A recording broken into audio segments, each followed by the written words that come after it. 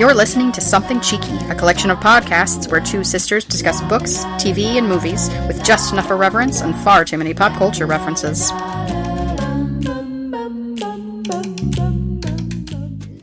Welcome to episode 2 of Something Cheeky, the Gentleman Bastards edition. I'm Nikki. And I'm Rosanna. In this episode, we're discussing The Lies of Locke Lamora, book 1 in the series by Scott Lynch. While I've read the series, Rosanna has only read up to what we're covering today. In this episode, we're covering Chapter 1, The Don Salvara Game, and the following interlude, Locke Explains. In this chapter, Locke grows into a serious con artist, and we learn how a 7-year-old arranges a murder or two.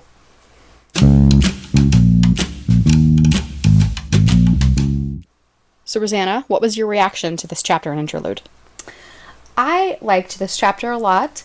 It went where I expected. I expected Locke to be older, and it sounds like he's early to mid-20s. We met some new characters.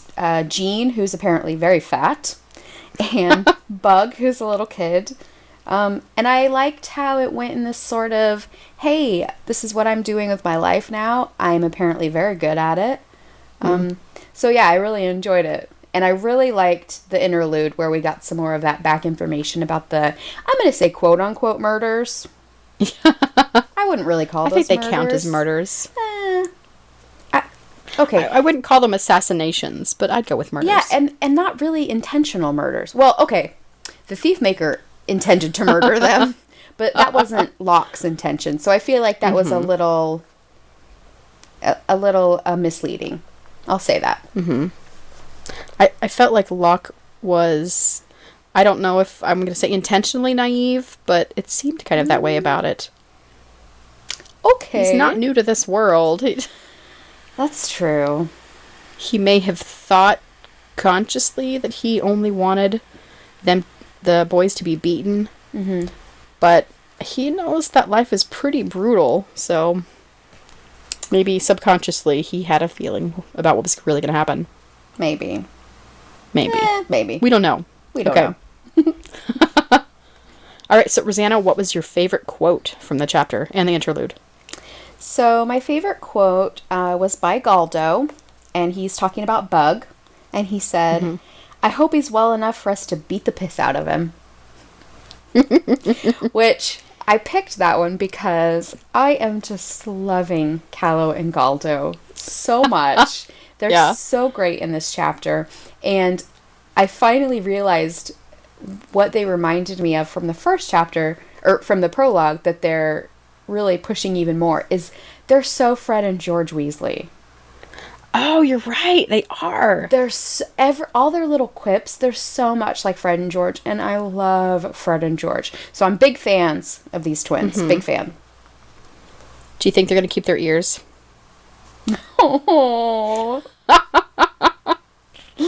Sorry, listeners, if you haven't read Harry Potter, too bad. You need to. And then you'll get that reference. Yeah. Yeah. Someone loses an ear. I think if either one of them is going to lose anything, it's going to be a hand. Probably. Just based on everything. They talk a lot about their noses. That's true. They do have giant noses, apparently. But also, apparently, they're very handsome. Yes. You know what? Some people with big noses are handsome. That's true. So, I'm not going to say... It seems... Yeah. It seems like they say almost in spite of. Yeah. Their hooked noses there. And they're very dark-skinned, right? I think so, yeah. So, yeah, I'm on board with the twins. I'm digging them. Yeah. Love them. All right, so before we get into the action, I'm going to have a little, some clarification notes that we found out, but questions we had the last episode. One thing, Rosanna, that you brought up was if you thought blind people could actually hear better than seeing people. And I was really interested to find out if that was true or not, so I looked it up.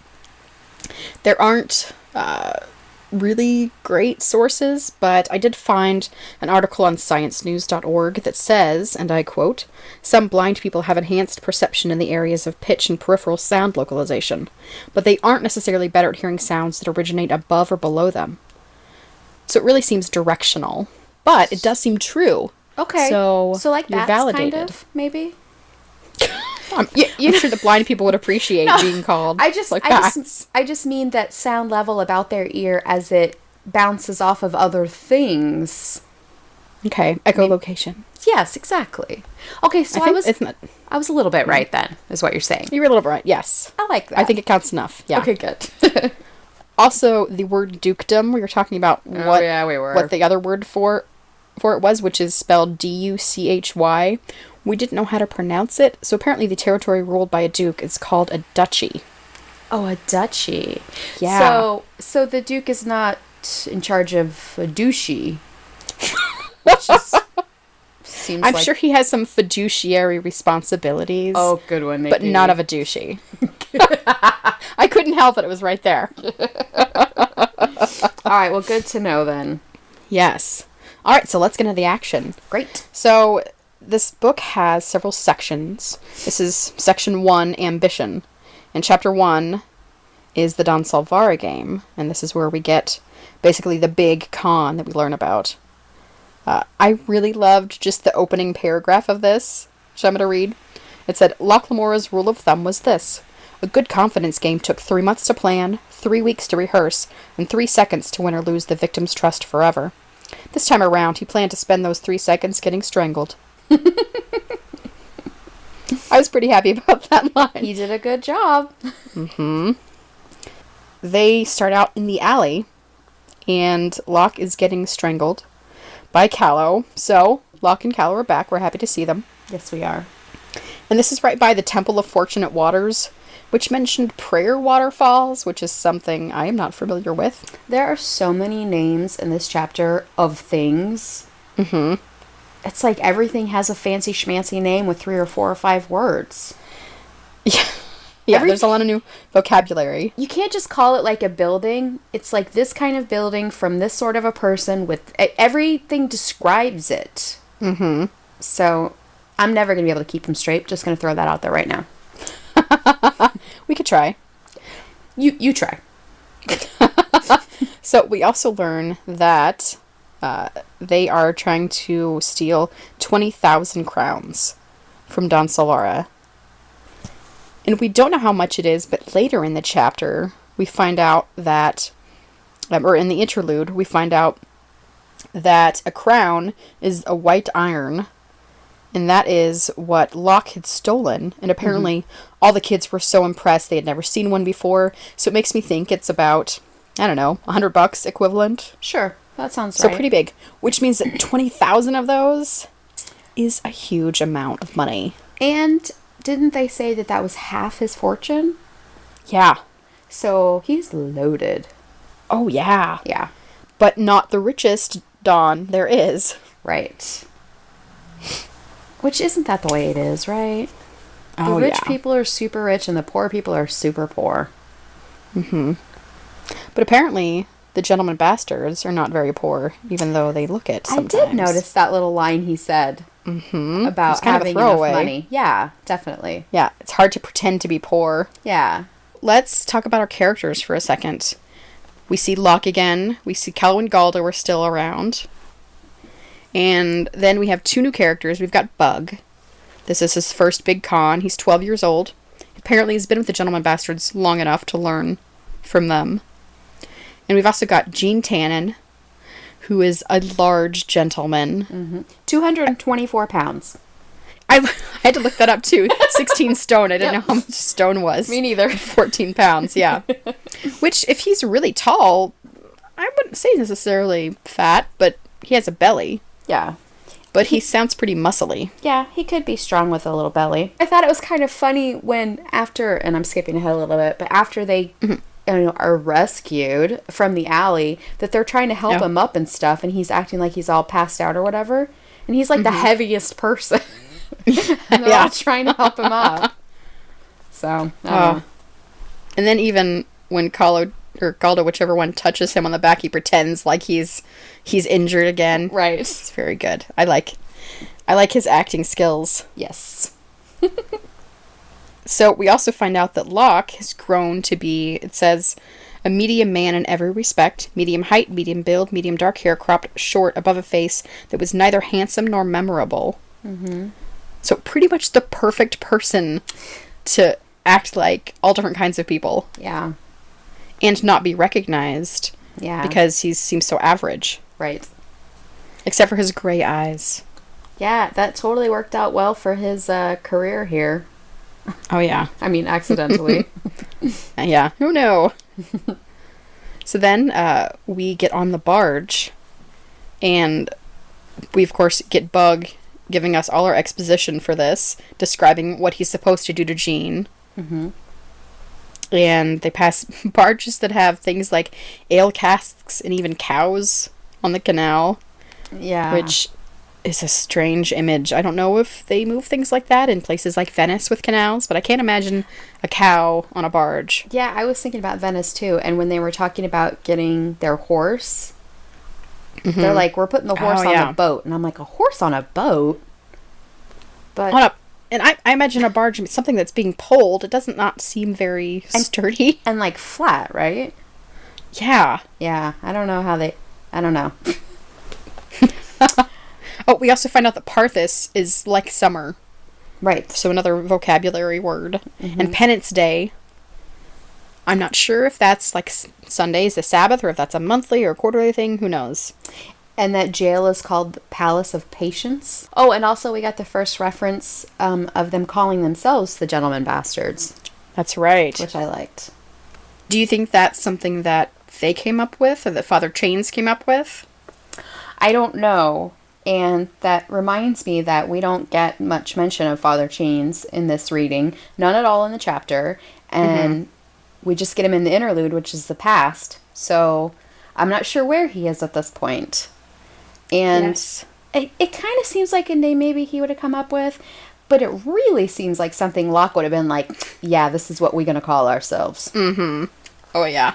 I like that. Gentlemen and bastards. I mean, they're so opposites. Mm-hmm. It's a great name. We also get another reference to the Five Towers. Oh, yeah. And that's where the Duke lives. And the Grand Family is another capitalized title. Of course. So I don't know if they're a royal family type. Yeah. They sound important. Yeah. Did this update your mental image of the towers at all? Instead of the Emerald City? This is horrible. It sort of makes me think of like Trump Tower. Oh, God. You know, like a really tall tower where rich people live, I guess. I don't know. But yeah, a little bit. That works. It just makes me think of like tall apartment buildings, kind of. Because, you know, when you think of a castle, you think castles are spread out across land. Mm-hmm. But this, to me, sounds like it goes straight up. So it has to be levels. So I guess I would say it's narrowing the vision down a little bit. But I still would like to get inside. Yeah. Yeah.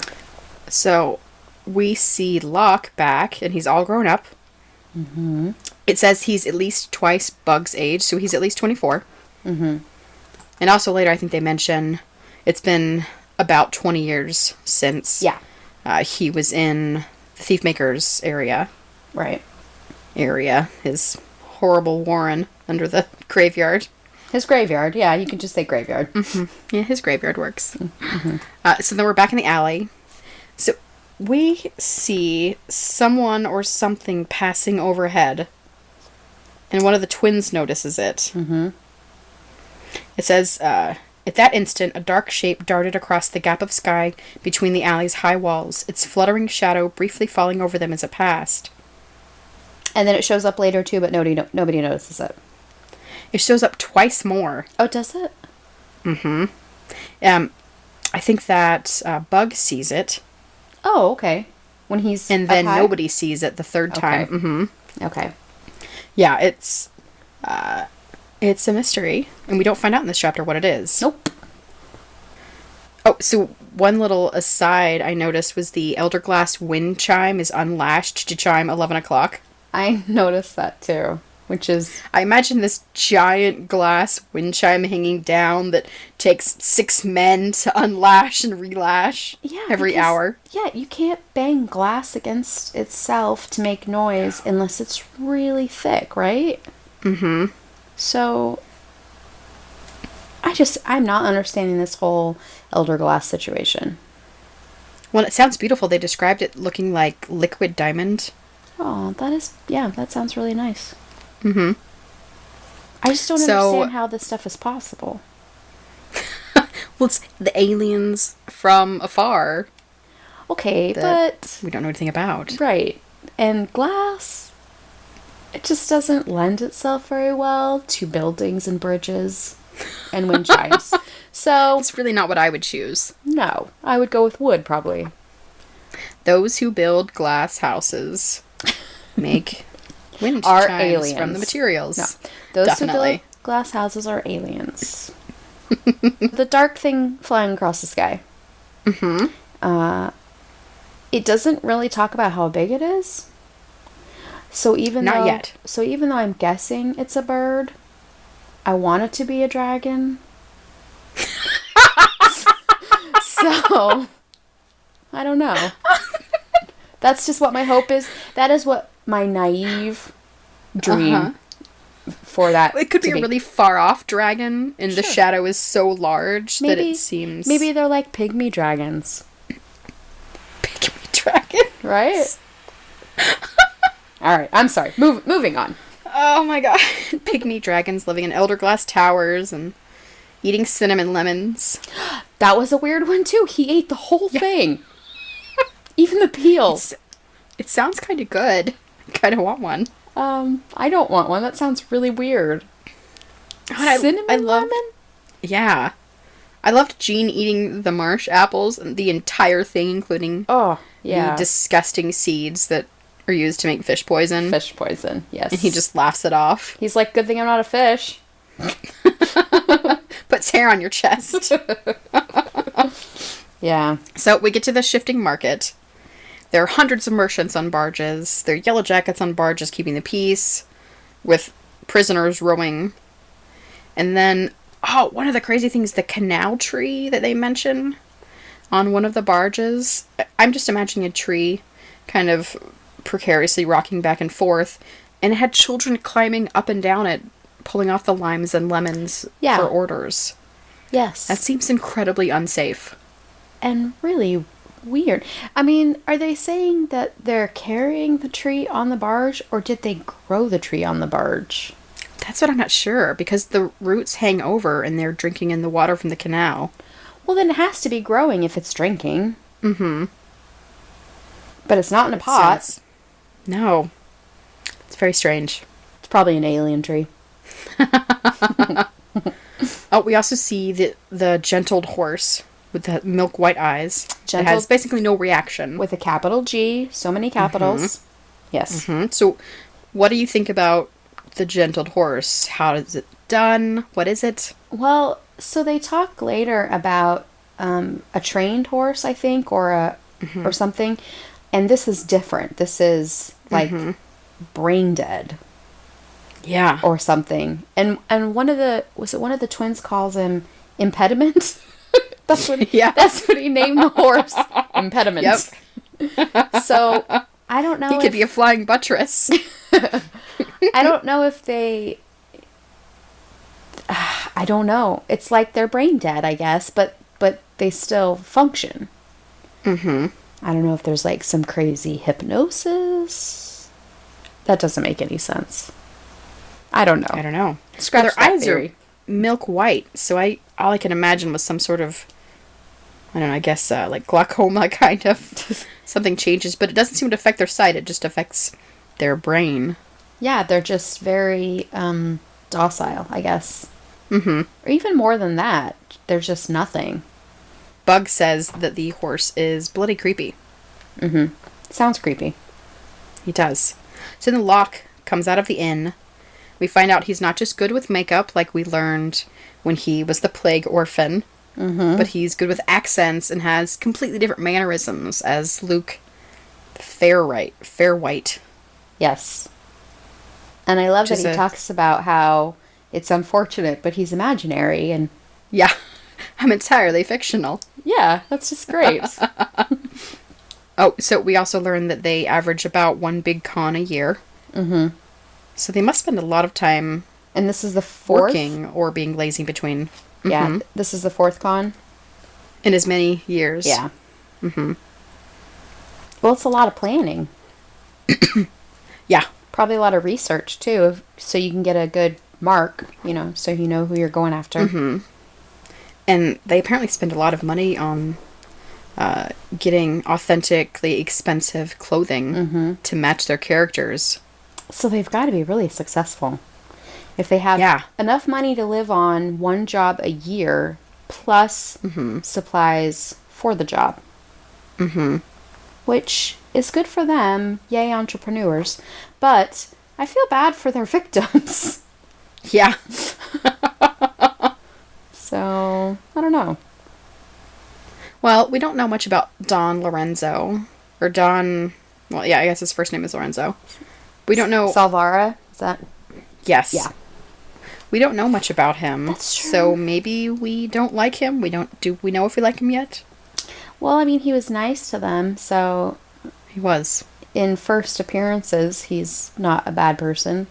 But I don't know, maybe he keeps people in his basement. I don't know yet. He also has an arch enemy. I think most nice people don't have arch enemies, I'm going to say. That's true. I would like to think that I'm a good person. I don't have any arch enemies yet. I could change. I think I do have one. I don't know if she knows that she is. Oh my god. But I hate her. But everybody... So she is oblivious and doesn't know that she is someone's arch enemy? Yeah, I think so, actually. It's a very one-sided relationship. Why is she your arch enemy? I just really don't like her, and I hope nothing good ever happens to her.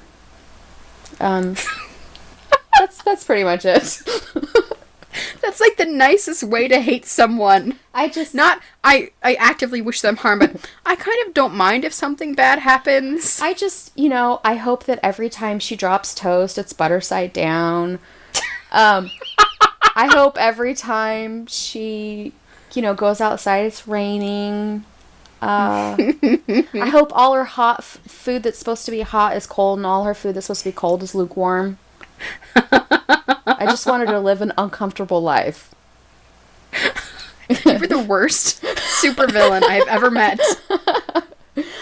Yeah, so... most people I like, and I think most people like me, but I don't like this lady. Well, no wonder she doesn't know that she's your arch enemy, because you've never actively been mean to her, it sounds like. Okay, there's two things going against me being somebody's arch enemy. I'm an introvert, and I'm passive-aggressive. So... Those would be problematic in the arch enemy business. That's true. But she really is a bad person, so... Okay. I will take your word for it. I wish I knew who this person was. I hope all her shoes are too tight in the toes. Oh, God, that's the worst. Or rip up her ankles in the back. Or every time she puts on a clean pair of socks, she steps in water. I was wrong. You are a great supervillain. Yeah. I could go all day on this. We need to make a list of all the ways to make someone uncomfortable. Yeah. Let's move on. Oh, God. All right, so Bug is on the rooftop. Yes. He sees the foot patrol. The plan is blown. Yes. Unless he can fix it immediately. It's such a picturesque moment. Yeah. He's falling backwards slowly. Yeah. Into the garbage. Yeah, and then he sees the mystery shape. Yes. He sees the mystery shape above him. I do remember that. But he talks about it like it's the size of a gull. Oh, a gull. Okay. Oh, yeah, seagull. And so I wonder... I don't know. But if it was a seagull, he just would have said, there's a seagull. Probably. So Bug falls backwards, and he sees the shape. It says, his eyes caught a dark shape cutting through the air just above the Temple of Fortunate Waters. A sleek and beautiful shape, heavy, a bird, a gull of some sort. Camor had no other birds that size, certainly none that moved like crossbow bolts, and then he hits the ground. Oh, okay. So probably not a dragon. I don't know. It's actually hard to say if he really knows what size it is. He mentions it like a bird, but doesn't say it is a bird. And also, depending on how high up it is, it's really hard to tell how big things are if you have nothing to compare it to. Mm-hmm. Also, he's falling 2 stories, so there's that. Could be a little off. That's true. On what he's seeing. Yeah. Oh, there's also a throwaway line that mentions Kappa Barsavi is beset by problems. Oh, okay. And I don't know what kind of problems he could be beset by. Do you have any clue? I'm going to go with something like he's lost control. Like maybe he has less control of, people going to him for permission, him being paid by businesses to not have accidents. Maybe he's losing his grip on the power of ruling sort of this area. Mm-hmm. Maybe, well, it's been 20 years. Yeah, maybe he's getting old. Maybe other people are coming up and taking over some of that, I guess, business. Mm-hmm. I'm going to go with something like that. Don Salvara appears in the alley with Conte, his guard, and they see Locke getting strangled. And they run to save him. And Callum and Galdo, in their very theatrical costumes, with the bandanas over their face, grab the hidden rope and climb up and get away. I feel like they were really close to getting stabbed by Conte. It even says they were very close. But I wonder if they realized exactly how dangerous it was going to be. Yeah, I guess not. Because they don't seem like the kind of people that... it seems like they're planning for these situations from beginning to end. And maybe they were surprised by how well this guy's armed or how good he is at getting to where he's supposed to be and taking care of this kind of stuff. Yeah. Oh, and there's the mention that the Don notices Locke's clothes and eyeglasses, and that they're expensive, so they have to be very careful about actually buying expensive things, rather than just making something kind of look like it's worth a lot, because the Don would know. Obviously, he has a lot of money. He knows quality items. Oh, and we find out that Locke speaks another language, Theron. Apparently with the perfect type of accent he should have as Lucas. Right. So that's also impressive. Yeah, and in prologue, they mention earlier that he's a mix of Therian and Vadran blood. He looks like it, yeah. So he must be able to go either way for whatever suits his con. So Locke, as Lucas, asks for an introduction to Don Jacobo.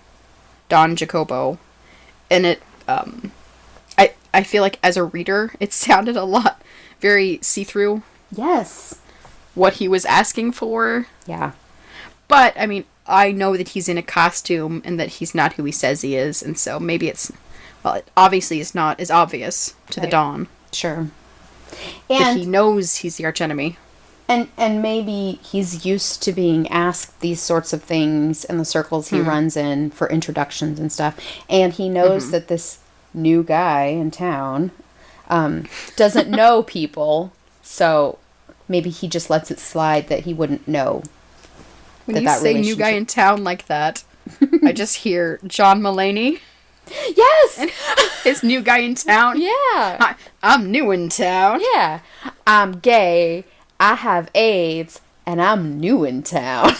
Yeah, there are like 5 different things that he says, and that's the last one. That guy's hilarious. He has so many good bits. He really does. He does. His short-lived TV show was horrible. Wasn't it awful? But I like him. I was sad that it was so bad. I think they just tried to take they try to take his exact jokes and turn them into sketches, but it doesn't work that way. No, it really doesn't. It was terrible. So we find out that Lucas is apparently from the House of Bel Auster, and he has this mystery cargo that everyone wants. It sounds very exclusive. What do you think it is? They don't tell us. I have no idea. Drugs? Okay. Was my first guess. Was it? Yeah, because it sounds... I can't remember exactly what he said, but it sort of sounded like it was a secret. So maybe illegal? Or very, very expensive? Maybe both. Yeah, I'm gonna go with drugs for now. Lucas is selling drugs. Excellent. Yeah. So we get back to the inn, and they're talking after they're saved. There's a lot of obsequiousness. And then one of the twins goes by, which I love that both twins show up in completely different outfits. There is not even a flicker of recognition. Yeah. Because they look so different. Right. That's great. And at some point later, they say something when it's just the two of them talking at the end of the chapter, mentioned how they're so handsome and it's almost surprising. Right. But nobody notices that they've already seen them that day. Yeah. How could they not notice me? I'm so attractive. Right. And so Galdo verifies, quote unquote, Locke's identity is Lucas Fairwhite. Can't say the name, Fairwhite. Oh, and then the mystery shape appears again. It says, this time the swift dark shape that flitted silently from rooftop to rooftop in their wake went entirely unnoticed. So nobody sees it. It's the third time it shows up. Obviously it's following them. It knows they're all connected even though they weren't around each other in the beginning. Okay, here's also a theory, which I'm going to guess my theory's wrong because you've already read these books, so you know what it is. But could it be 3 different things?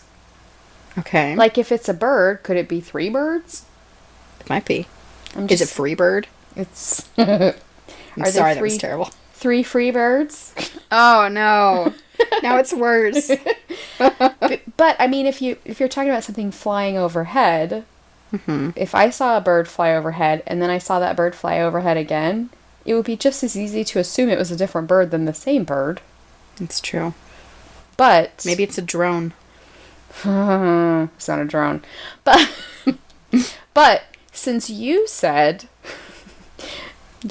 you're giving things away now, that it flew over 3 times, I'm going to guess it's the same thing. I'm going to guess there's only one of them. Ah, yeah. I don't know. I should be a detective. You really should be. Oh, so Callow and Galdo, and everyone actually are on the lookout for Bug. And I think it's so sweet because it sounds like they're all really concerned about where he ended up. One of the twins even says his stomach hurts because he's worried about him, which I think is so cute. It's their little brother, kind of. Yeah. It's very nice. Yeah, I like that. And then Buck shows up in a cask, which is great. It is great. Because he ran to a cooper's yard, got in a cask, told the guy he'd be paid to take him to a specific spot and say a specific word that they all recognize. Right. I love that they have so many backup plans. Yes. All the different places they go, they have the word meaning an unexpected rendezvous. Yeah. All the hand signals. They've definitely gotten this down to an art about how to make this stuff work. Yeah. Yeah, it's so great. And so they roll Bug home instead of taking him out of the cask. Against his will. Oh, yeah. So there were a couple lines I really liked that were in this part when Bug's talking about what he did. Bug, Callow said, Locke is like a brother to us, and our love for him has no bounds. But the 4 most fatal words in the Theron language are, Locke would appreciate it. The only person who gets away with Locke Lamora games is Locke Lamora, because we think the gods are saving him up for a really big death. Something with knives and hot irons and 50,000 cheering spectators. That was a good one. I also like that this shows so much development of the twins' relationship with Locke. When last time we saw them, they had just met. Right. I love that. I love the relationships between these characters. They're like a family, even though they're criminals. They're, it seems like they genuinely care about each other, and they do a really good job working together. Yeah, I like them. They're a good group. So, that was the chapter. What do you think of Bug and Jean as new characters? It's hard to say. I think Jean's a good character. I think that Jean is the kind of character that maybe doesn't have as much to say. Doesn't talk as much as probably the twins. Okay. It seems like the twins talk a lot. But that he's still a valuable member of the group. Okay. I think he could probably beat you up. And so, and he He's might... their enforcer. Yeah, he might do that if he feels like it. But do you think there's more to him than that? Oh, of course. I think there always is. Yeah. And also, since he's a new character, but he's about the same age as Locke, we didn't hear about him in Shades Hill. So I wonder if he came from there. Also, if he came from somewhere else. What is his story that got him included in this group? Was he already with Father Chains when Locke showed up? How many other people were there? So a little bit of his backstory might be good to kind of figure out how he got hooked up with these guys. Do you have a prediction on where he came from? They don't really tell you what he looks like more than, that he's a big guy.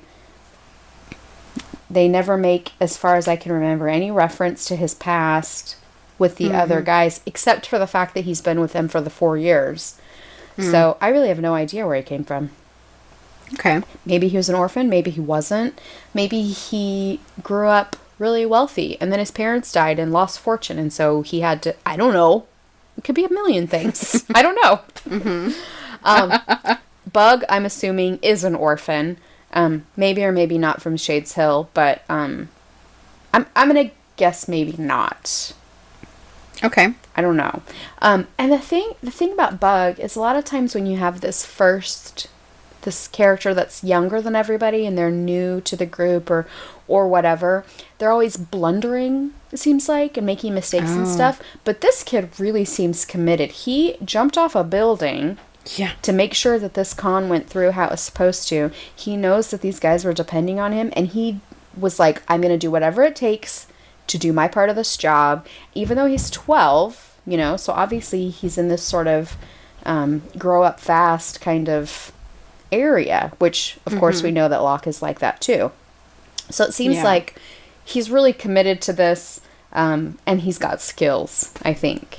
Yeah. Or at least bravery / stupidity. I don't know. Could be either one.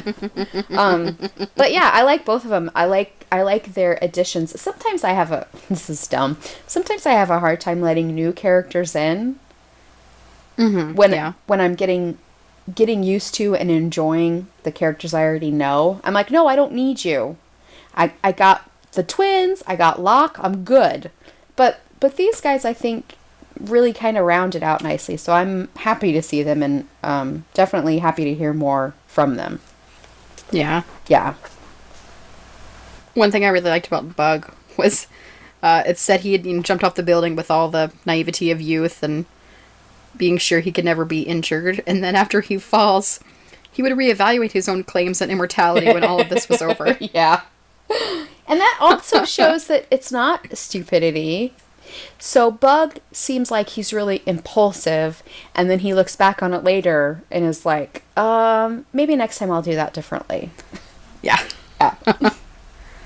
So we get to the interlude, and we are back with Locke and Father Chains back at the Temple of Perilandro. They're on the roof talking. Yeah. And Father Chains is being more Gandalf-ish again. Yes. With his smoking and some mystery leaf. Locke says the murders were accidents. Right. And, we find out that they have moons. It's just kind of a... Yeah, but that was exciting. It made me think of A Song of Ice and Fire. I'm pretty sure they have 2 moons there.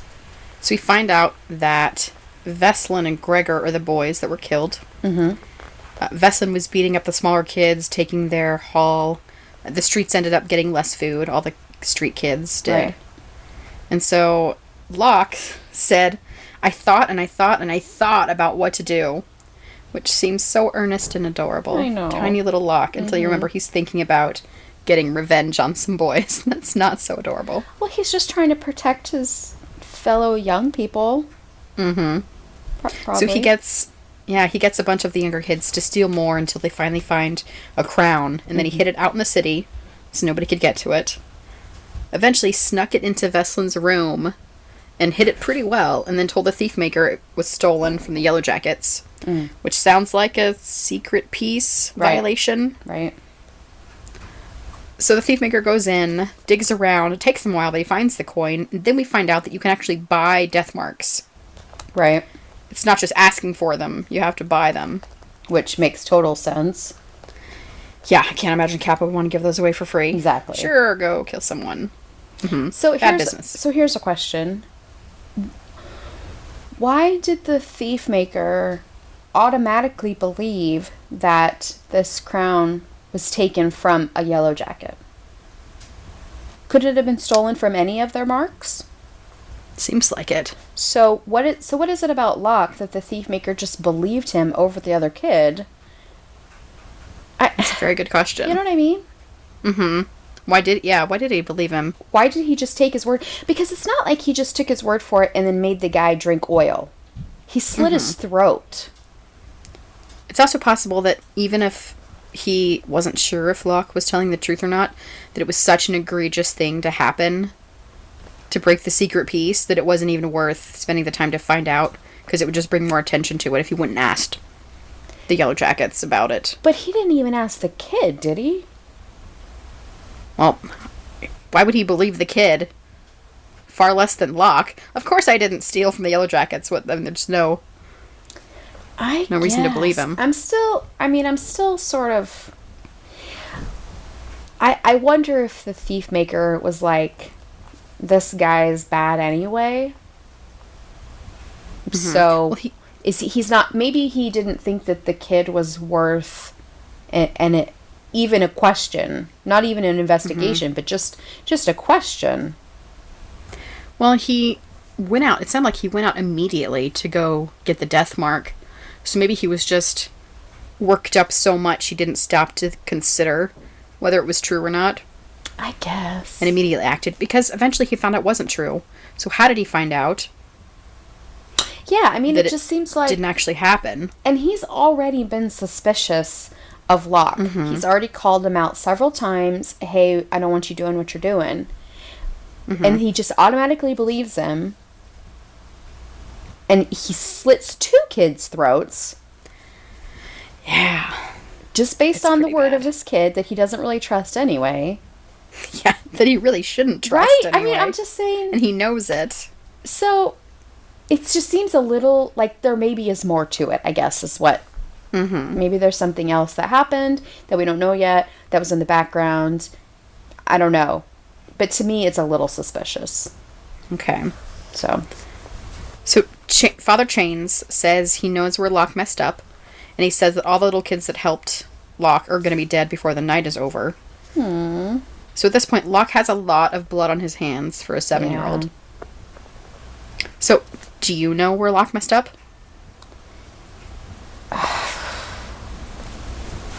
Something about getting all the other kids to help him too? Having them be in on it? Maybe. There were it did sound like a lot of kids were in on it. Because they were all stealing extra to find that one coin, so it seems like a lot of kids knew about it happening and why they were doing it. So maybe Father Chains was trying to tell Locke that you have to keep your circle much tighter. I don't know how that would have made that much of a difference. Yeah. Or... So... I don't know. Maybe something about how cons or tricks or whatever work better if there's some half-truth instead of just a flat-out lie. Oh, that's a good plan. Or good idea. Because if the kid had stolen, say, a crown from just a rich person and Locke knew about it and said he stole it from a Yellow Jacket, there's some truth to that. And lies that have some truth are maybe more believable. But he just stole it, planted it, lied about it. Maybe there's something in there about how your story has to have a little more substance. I don't know. Yeah, I wonder, though, how the thief maker knows about all the kids, or if he does. Yeah. Father Chains seems pretty sure that all the kids are going to be killed, which means they're found out. Which is horrible. Mm-hmm. They're just trying to protect themselves and each other from this bully. That's what he is. He was a bully. Yeah. I mean, I'm not sad that he died, even though he probably was just a kid too, and whatever, this is how they've been raised. But he was a bully. He was mean. Mm-hmm. But these all... So how do you feel about Locke after this explanation? Is he redeemed in your eyes, or? Well, I'm pretty sure that my prediction had something to do with him trying to protect the other kids. Mm-hmm.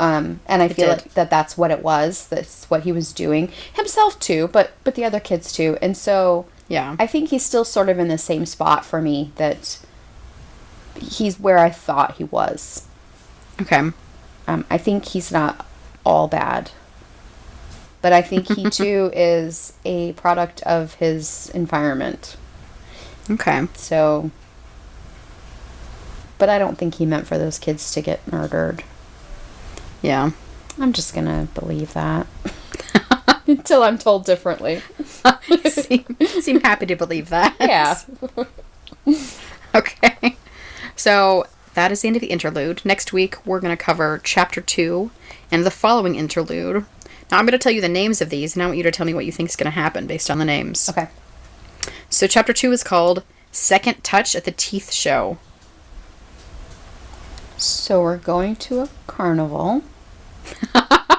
Okay. I don't know what else that could possibly mean. The teeth show, that sounds terrible. Whose teeth? Oy. Yuck. Are they all go attached to the to dentist. a person?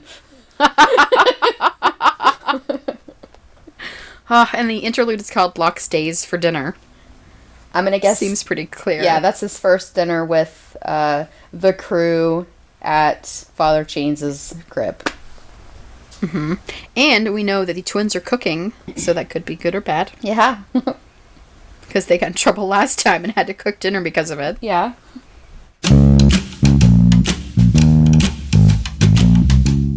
All right, Rosanna, what is your top 3 category for this week? So, my category is going to be the thieves' tools. Okay. So, these guys obviously are very good at these cons that they're doing, and I think a big part of that is their sort of toolbox of talents. The first one I have down is distraction, disguise, and characters. So they're good at distracting, their mark, so the person's attention is exactly where they want it to be. Obviously, they're great at disguises, and then they're also really good at playing characters that are very different from themselves.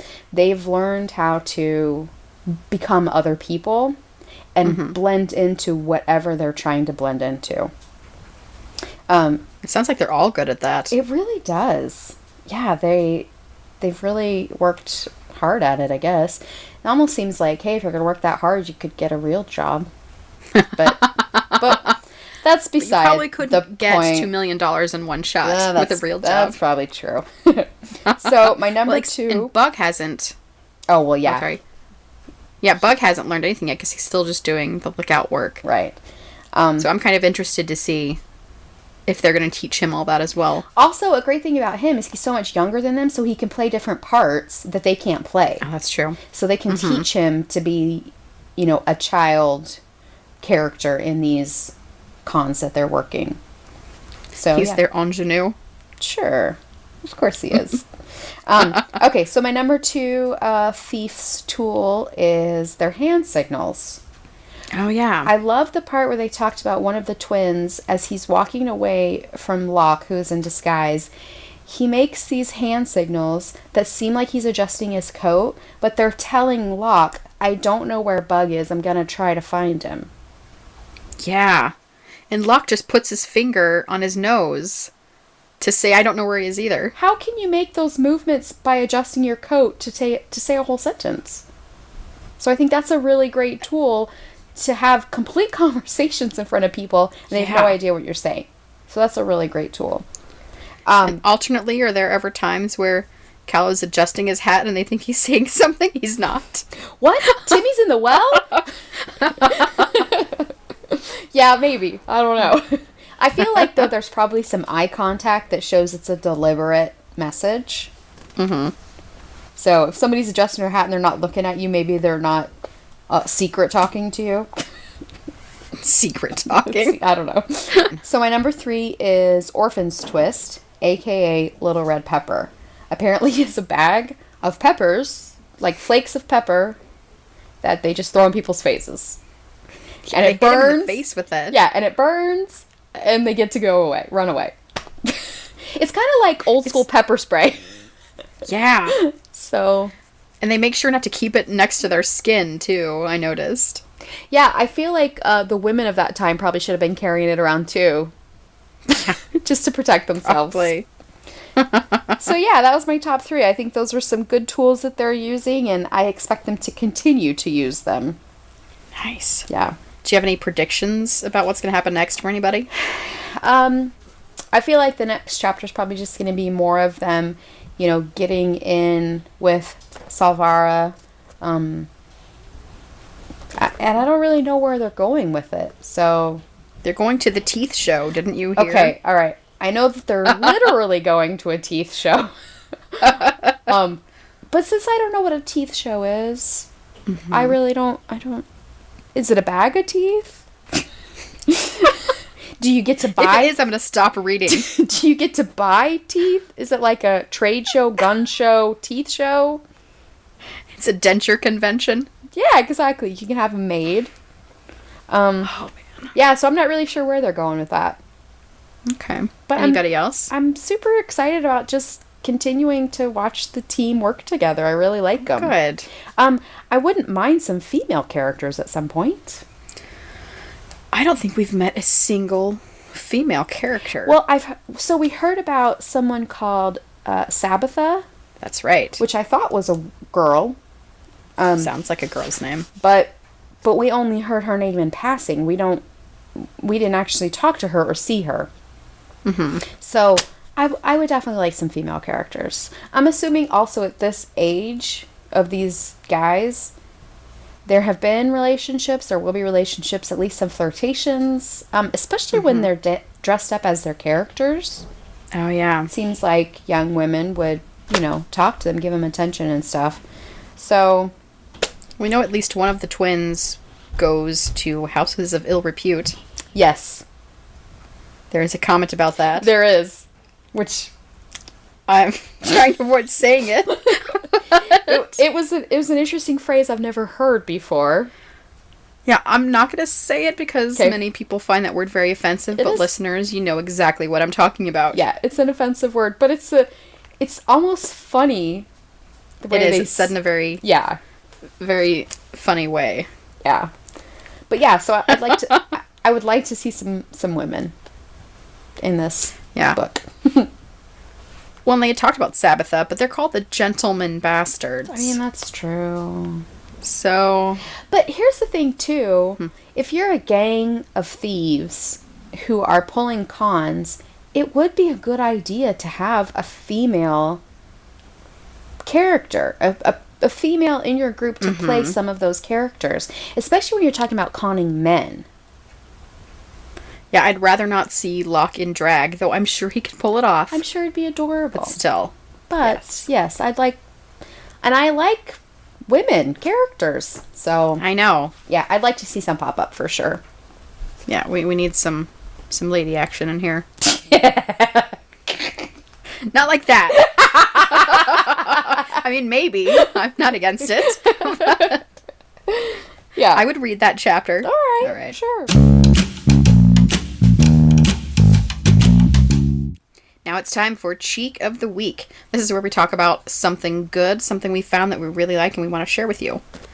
So my Cheek of the Week is, I don't know if this fad is past yet. It's probably on its last legs, but the adult coloring book fad. Yeah, that's a fad.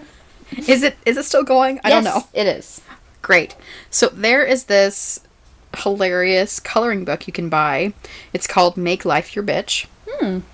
And it has really fun things to color. The pages are drawn in kind of the old school tattoo, like pinup tattoo drawings. Cool. Yeah. And they have really fun sayings on them. I'm not going to say any of them because every single one has at least one curse word. Okay. Most far more offensive than bitch. So Okay. we'll stick with the make life your bitch. But they're really fun, and they have the words in a big fun drawing, and they look really fun to color. Oh. That is my cheek. Rosanna, what's your cheek? Nikki, my cheek of the week is also book related. Oh. I was super excited because the illustrated version of Harry Potter and the Prisoner of Azkaban is available on Amazon for pre-order. Nice. It comes out in October. Last year, the second book came out in October, and then the year before that, the first one did. And I have those, and I am definitely going to pre-order it because then I'll get it right when it comes out in October. These books are so beautiful. I love them so much. Some of the pages, the entire page is just an amazing illustration. I'm a huge Potterhead anyway, obviously, as anybody who's ever met me knows. And so I love the books. It's the Potter tattoo on your head. Really gives it away.